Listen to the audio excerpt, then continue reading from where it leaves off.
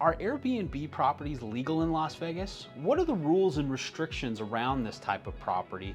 And what do condo hotels have to do with it? We get so many inquiries from interested buyers that have really fallen into this Airbnb craze across the country, and we just happen to be in the center of it right here in the entertainment capital of the world. So we'll break it down for you in a three-part series called Las Vegas Trend. I'm Luana Green, and I'm here with Dan Mortimer with the Brooks team, and we've been getting a lot of interested buyers asking the same question: is Airbnb approved in Las Vegas?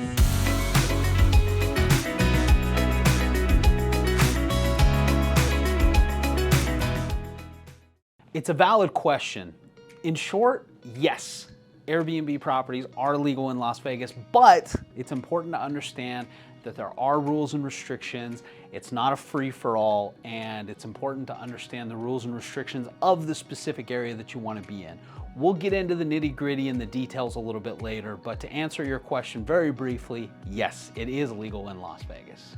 Now, with that being said, even though there's so many restrictions and regulations, and it sounds very complicated to do Airbnb here, why do you feel like there's so many buyers wanting to buy something here in Las Vegas? I mean, we've been doing short-term rentals, vacation properties for a very long time, over 20 years as the Brooks team, but we have never seen this hyperactivity. Why do you think that is? It's a very good question, and you're right. The Brooks team has been selling these condo hotel properties since they were holes in the ground more than 20 years ago. These properties that have become so popular were never really intended to be something you would put up on a short-term rental site like Airbnb.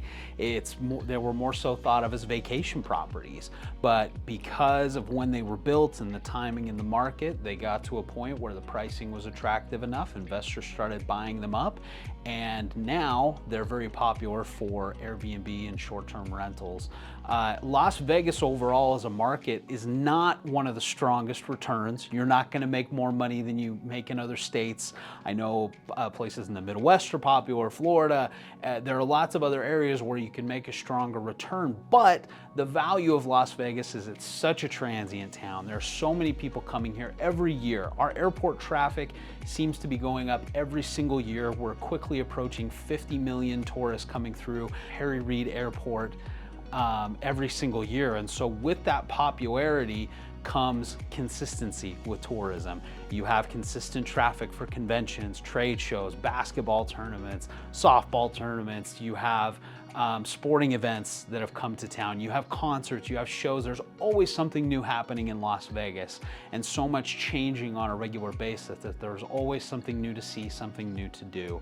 And so it's what's made this market so popular, that you get people that maybe they want to make a little bit of money on their investment, but their primary value and the primary goal of their purchase is more so in the personal use of it. They want to make a little bit of money, but being able to have a place to stay anytime they come to Las Vegas, 8 to 10 times a year, let's say, it makes it a much more appealing property purchase than something that may generate a better return in another state. Now, you keep going back and forth in between short-term rentals and Airbnb. Are they the same terms? What's the difference in between a short-term rental and Airbnb property? It's a very good question. They're essentially one and the same. A short-term rental property is what a lot of people would associate with an Airbnb property. Think of it like a Kleenex and a tissue. A Kleenex is a tissue, not a Kleenex, but people say, hand me a Kleenex. It's the same thing with Airbnb. Most people associate short-term rental properties with Airbnb, the popular third-party site where you can put your home, your condo, your cabin, whatever up and rent it out to short-term guests. But all short-term rental properties, that's typically what people refer to as an Airbnb property. But it's important to know that just because they call it that doesn't mean that you can put every single short-term rental property available to you in Las Vegas. You can't just call it an Airbnb or put it on Airbnb. It's important to understand the rules and regulations that we'll get into a little bit later. But when you hear people talk about Airbnb, that's typically what they're referencing as a short-term rental property. Makes sense. You mentioned about the condo hotels. We'd like to get additional details on what properties are approved and whatnot, but I feel like we still get a lot of questions of people trying to understand in regards to the regulations. So we'll cover that in the next video, and we'll get into deeper questions. Love it. Stay tuned.